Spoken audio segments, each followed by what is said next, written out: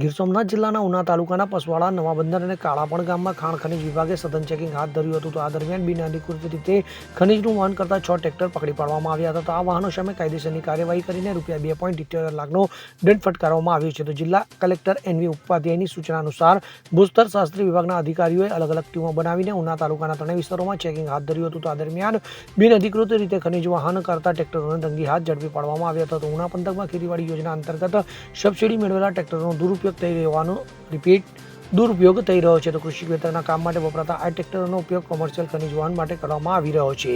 તો ખનીજ માફિયાઓ જૂના ટ્રેક્ટરો ખરીદીને ટેક્સ અને વીમા ભર્યા વગર ચલાવે છે. તો આ ટ્રેક્ટરો નંબર પ્લેટ વગર બેફામ રીતે જાહેર માર્ગો પર દોડે છે. તો મોટાભાગે મોડી રાત્રે અથવા વહેલી સવારે સોસાયટી વિસ્તારોમાંથી પસાર થતા આ વાહનો લાઉડસ્પીકર વગાડીને અવાજનો પણ પ્રદૂષણ ફેલાવે છે. તો આ કારણે વયોવૃદ્ધ અને સિનિયર સિટીઝનોને હાલાકી ભોગવવી પડી છે. તો બિનઅનુભવી ડ્રાઈવરો દ્વારા ચલાવતા આ વાહનોથી નિર્દેશ લોકોની જિંદગી પણ જોખમમાં મુકાય છે. ત્યાં સમગ્ર મામલે જિલ્લા આરટીઓ પોલીસ, ટ્રાફિક પોલીસ તેમજ ખનીજ તંત્ર દ્વારા સંયુક્ત ઓપરેશન હાથ ધરવાની લોકો દ્વારા માંગણી ઉઠવા પામી છે. Bureau report CN24 news. હવે જુઓ દેશ દુનિયાની તમામ ખબરો તમારી આંગળીના ટેરવે.